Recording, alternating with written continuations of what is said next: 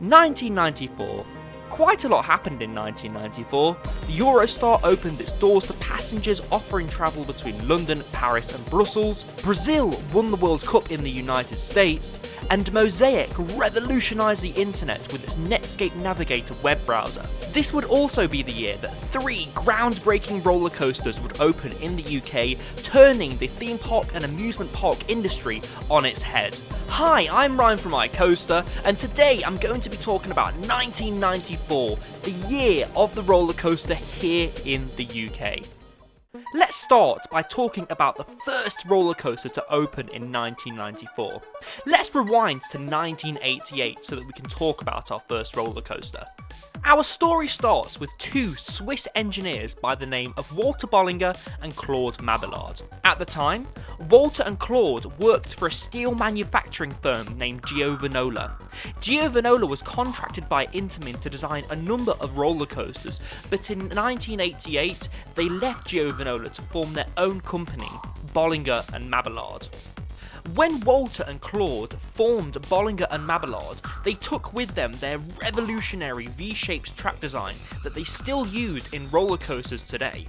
In 1990, Alton Towers opened a roller coaster named Thunderlooper. This was a Schwarzkopf shuttle looper that sat in the back of the Alton Towers grounds. During this time, a consultant named John Wardley, who was looking at adding new additions to Alton Towers, had his eye on a brand new type of roller coaster being developed by Aerodynamics. This prototype was named the Aero Pipeline Coaster. This coaster ran between the middle of the track instead of on the top of the track like all roller coasters at the time. John saw this as a golden opportunity to expand Alton Towers and designed 2 layouts, both named Secret Weapon 1 and Secret Weapon 2. The reason that these 2 roller coasters were named Secret Weapon was because the terrain on these roller coasters resembled that of a missile.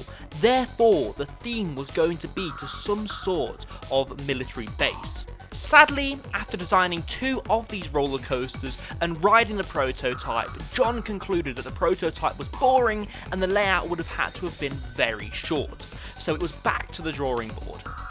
In search for something new and exciting, John got wind of a brand new prototype roller coaster that was being developed by Bollinger and Mabillard.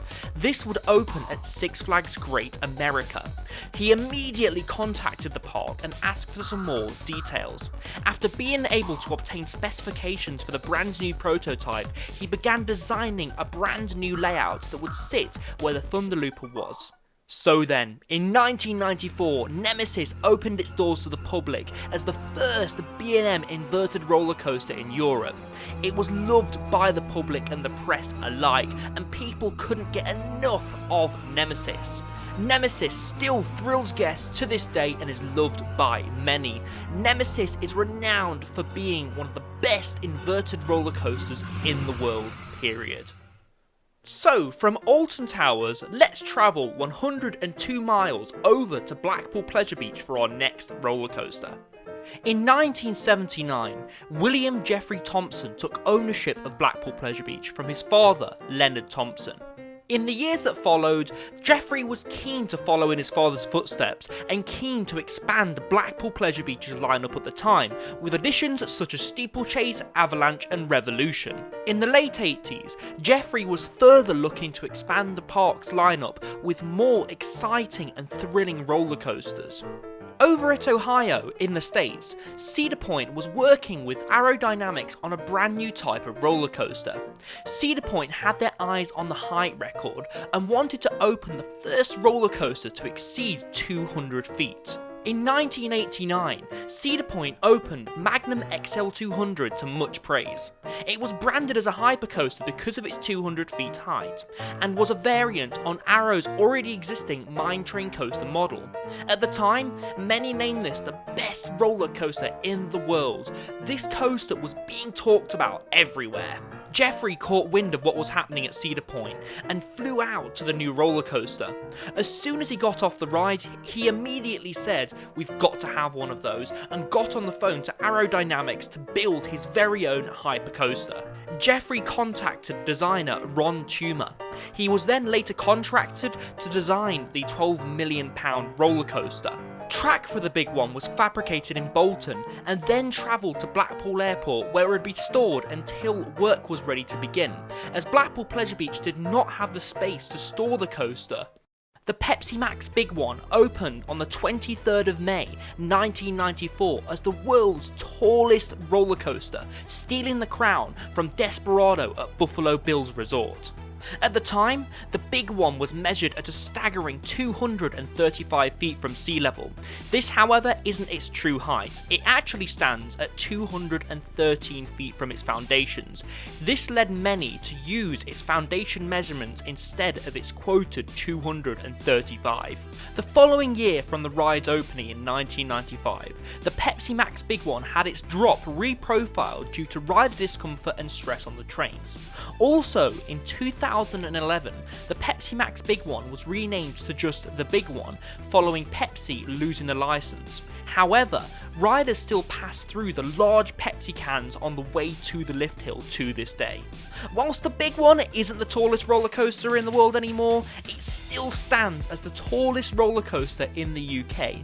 It's also beloved by many riders all across the country, but some find it to be a bit rough in some parts due to the aging of the rides. But it should be noted, Blackpool are replacing certain sections of the track to help with rider experience. Whilst Giovanola had lost Walter Bollinger and Claude Mabillard to B&M, they still went on to work with Intamin to design roller coasters. One of Intamin's popular designs in the late 80s and early 90s was the stand-up roller coaster model. Giovanola helped Intamin work on a number of these roller coasters.